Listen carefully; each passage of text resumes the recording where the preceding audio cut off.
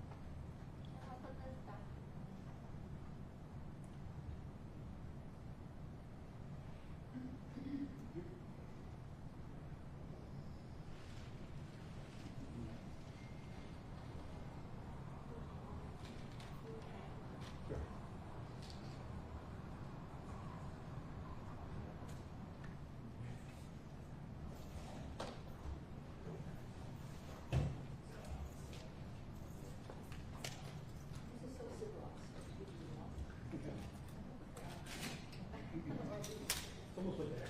Here.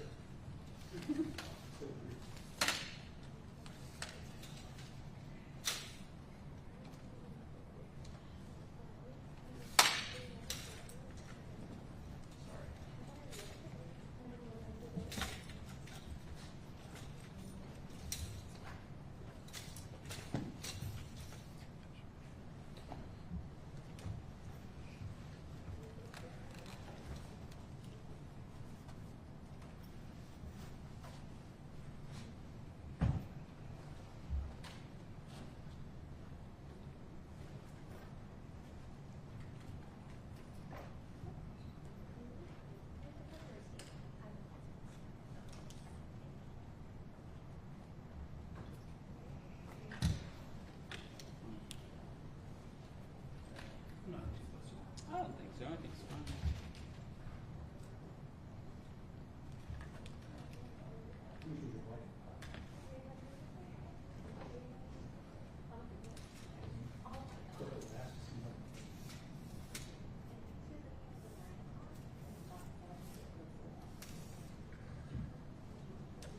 So I want to ask you,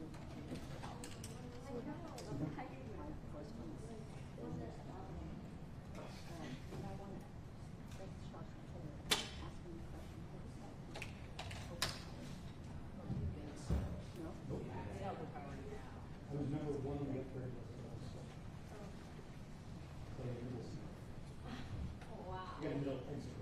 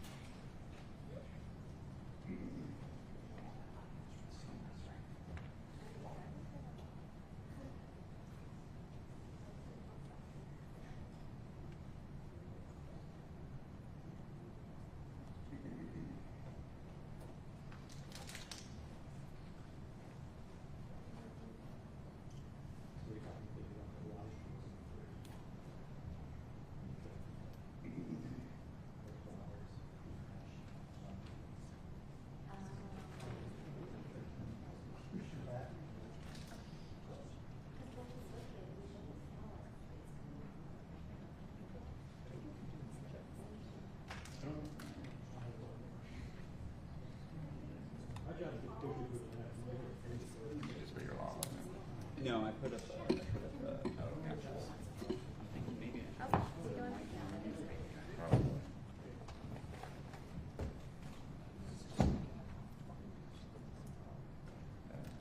Yeah. Mic check, 1, 2, 1, 2, mic check, 1, 2. Mic check, 1, 2. Mic check, 1, 2.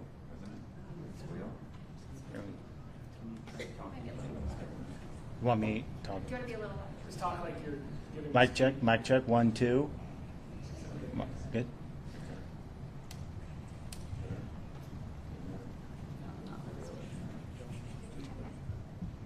Keep going.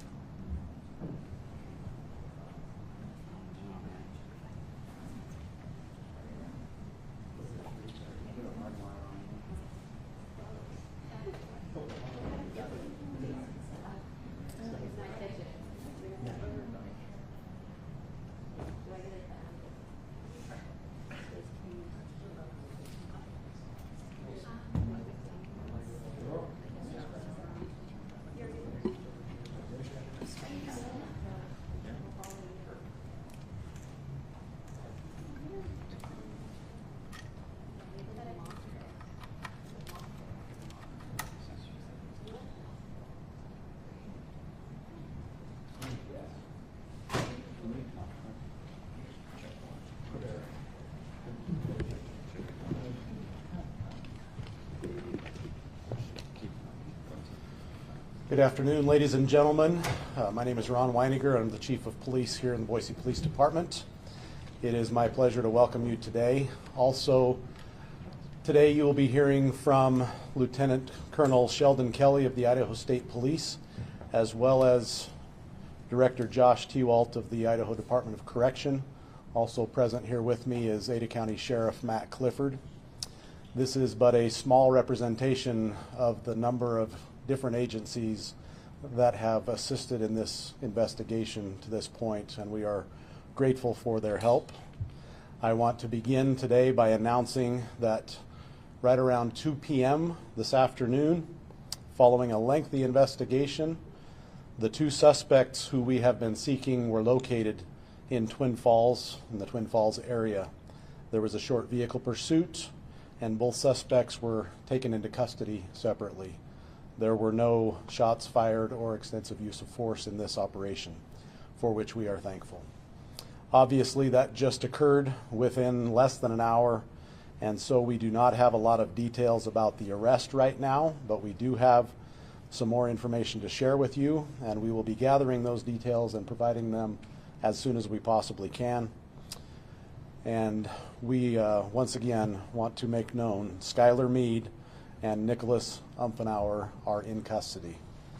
Would like to turn the time now over to Lieutenant Colonel Sheldon Kelly of the Idaho State Police, because this investigation has grown immensely over the last 24 to 36 hours and has involved a number of different entities and crimes across the state of Idaho.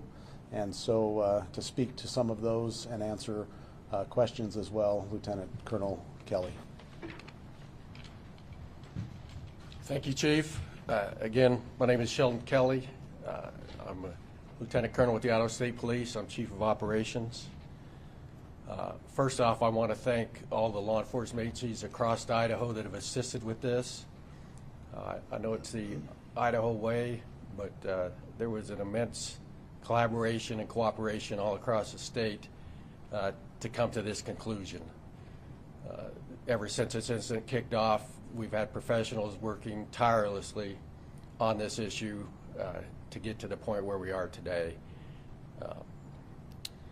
Through the course of this investigation, detectives located the Honda Accord that was used in the escape near Leland, Idaho.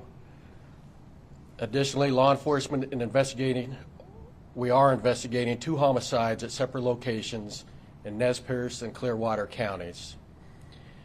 These are potentially tied to this incident.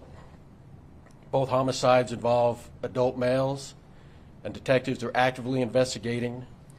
No further information on the homicides is available at this time, and the county coroner will provide identity as well as the official cause of death on those. Like the chief said at the end of this, if you have some questions, if I can't answer them, I will. It is an ongoing investigation, and to not taint that, we're not going to be able to share everything.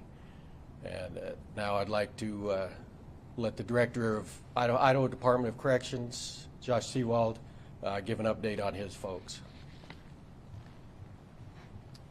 Thank you, Colonel. My name is Josh Seawald. I'm the director for the Idaho Department of Correction. First, just nothing but appreciation for the cooperative effort from federal, state, and local law enforcement throughout Idaho and even neighboring states for their cooperation in helping to bring these two suspects to justice. We were able to share the news moments ago with our 2 staff members who remain in the hospital, and it's safe to say their spirits were lifted. We know, to give you an update on their condition, one of our officers was released from the hospital last evening, while 2 remain in the hospital. They're stable, improving, and I think with today's news, their spirits are lifted. Just to provide a little bit of context on the other suspect who we believe helped Skylar Meade escape and who actively attacked our staff yesterday morning, Nicholas Umfenauer. We'll be posting a little bit more information about his criminal history and time with us at the Department of Correction to our website, and we'll share that to State Police, BPD as well for them to distribute. But once he was identified as a potential suspect yesterday, our investigators, along with cooperation from other law enforcement partners, began trying to tie him with Skylar Meade. In addition to having both having membership with the Aryan Knights, they also shared some acquaintances, some common acquaintances, both in custody as well as in the community. Lastly, they did have some housing overlap on and off from December 29th, 2020 to when Mr. Umfenauer was released from our custody on January 17th of 2024. That they were both housed at the Idaho Maximum Security Institution, and there was frequent movement in between, but there were times within that time frame where they shared, they were in the same housing unit at our facilities. With that, just again want to express our thanks and appreciation for what was a very tough ordeal for the corrections family, but thanking BPD and their response now over 36 hours ago to the ambush on our staff, but everybody who's offered assistance and put their shoulder into helping bring these 2 suspects to justice. Thank you, Director. We can't possibly name everyone who helped with this investigation and the last 36 hours, but of particular note, I would certainly like to thank the FBI for their assistance. They have been involved, and we're also involved in the pursuit and taking into custody of these gentlemen down in Twin Falls area. We appreciate them and virtually every county sheriff's office between here and northern Idaho and across to eastern Idaho. We thank our partners here in the Treasure Valley for their assistance, particularly Josh Hurwitz, our U.S. Attorney, has been involved and helpful, along with the FBI. And the Ada County Prosecutor's Office has certainly been an integral part of this investigation, providing support and all the needs that we have come across over the last 36 hours. So again, I apologize for not being able to thank everyone, but there are a lot of folks who have come together to do some really good work and really important work to take these 2 gentlemen, and I use that term loosely, could get any wider. So in what we can release at this point, and we still have a lot of work to do to make sure that we have investigated all of the leads that have come in. We've had hundreds of tips come in those who have taken the time to provide us with information as this case unfolded. A couple of questions for anyone, if you would. A question for the director. Yes, sir. You know, I know hindsight is always 20/20, but given what you knew about Meade's history of violence, do you think there was enough security with him when he went to the hospital on Wednesday? Yeah, I think we're certainly in the process of reviewing our policies and practices, and I think there are two things that have to be evaluated in this particular situation. The first is whether our staff adhered to policies and practices, and I think we feel really comfortable at this point in saying that our policies were followed. Security was actually augmented as a result of Meade's history. So they did in fact go above and beyond. The second piece of that, which falls squarely on me, is whether our policies and practices were sufficient enough to put our staff in a position to maintain their safety and security. And so that's the process that's ongoing right now for department leadership as well as prisons leadership to make sure that they're positioned as good as possible. But I can tell you from our initial review of events, facility leadership, in authorizing that transport and augmenting resources, as well as the conduct and performance of our staff in the execution of that transport, were wholly in line with our policies and practices. So there was more protection than was required? Correct. Director, one more question for you. Any insight into how someone who's in a maximum security prison in the most restricted part of that prison could have possibly coordinated this kind of escape? Absolutely, and that's what we've turned our investigative resources towards ferreting out. What we do know, and this is, I think, a challenge that plagues corrections across the country, is contraband cell phones, other third parties, other means of communicating. One of the things we try very hard to interdict are the abilities for people in custody to further their criminal activities on the outside or within our secure institutions. So we know that there are ways that they attempt to thwart our procedures and our safeguards that we have in place, and that's what we're trying to figure out right now, is exactly how, what we know with near certainty, this was not an accident. This was a planned event, and we're channeling every resource we have into trying to understand exactly how they went about planning it. Now, was Meade handcuffed when he was exiting the hospital? Yeah, the information we have is that he was in restraints while he was being escorted out of the hospital. Once events transpired, I'll defer to the people investigating those events, but yeah, he was in restraints. Is there any details you can share about what happened from the time they left the hospital to when they were arrested? And also, in terms of the homicide, is there any Aryan Knights ties, or how is it possibly linked to them, the two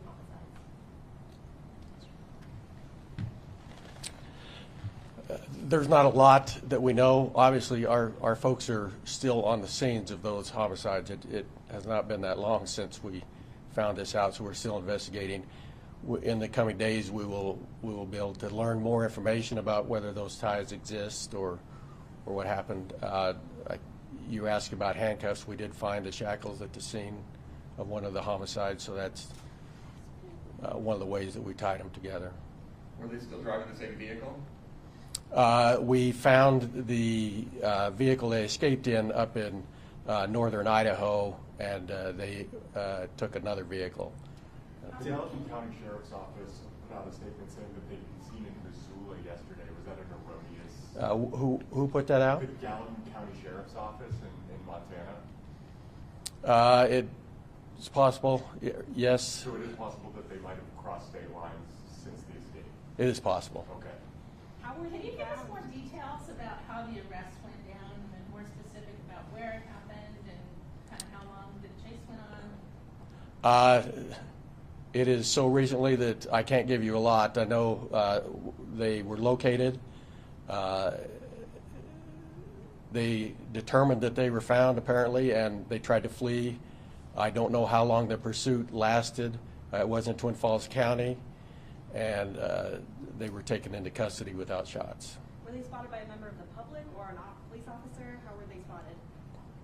I don't know that information. Is one of these homicide victims the owner of the car they were driving? Did they carjack someone and kill them? We weren't there. They did have his car. I don't know. The investigation is so early, we don't know exactly what transpired. Did it happen to be a Chrysler Pacifica? Do you know? I do not know. Okay. Because that's what he was seeing, they say, in Missoula, so I'm just curious. And these are the tips that come in that helped us solve this. Yeah, so I'm getting all pieced together. Which agency took them into custody? There are numerous agencies involved. To say one, it's unclear, and it is so fresh. We know they're in custody. We don't have all the details of what transpired. You all believe that Umfenauer was in Florida up until Sunday? I have no idea. What's the current condition of the two? Are they injured? Are they just in custody? They are in custody. As far as I know, we've not heard of any injuries sustained during the takedown. Was there any gunfire exchange? No, there was not. Any indication if the two people who were killed had any ties to any gangs? We're working that out. Don't have any information on that at this time. Obviously, as I said, the investigation is ongoing, and we'll sort that out in the coming days, but it's too soon to speculate on that. Were one of those homicides in Orofino? I do not, they were both in, one we don't know where it occurred, but they were both located in rural Idaho, so not inside city limits. When do you believe it? Again, I'm not going to get into the details of the homicide. One, I'm not there. Our guys are still on scene doing that job, and so I don't want to get it wrong. Where do you believe they may have been heading? To Twin Falls County. I'm not trying to be smart. All we know is that's where they ended up, and that's where we caught them. Again, the investigation's ongoing. Does it seem though that they wanted to get to these two people that they killed specifically? The motive and why they did what they did, I don't know. We'll confirm whether Umfenauer was a member of Aryan Knights. I believe the director confirmed that, yes. Is that accurate? Correct. What role did the FBI play in all this? They assisted us. And also in terms of the Aryan Knights, anything being done in the prison to address that gang, given that, you know... I will happily turn this over to the director. Yeah, the Area Knights are one of multiple security threat groups that we monitor and try to interrupt their activities. I think that's a daily occurrence within the Department of Correction, is trying to help, trying to mitigate the damage that gangs can do. Primarily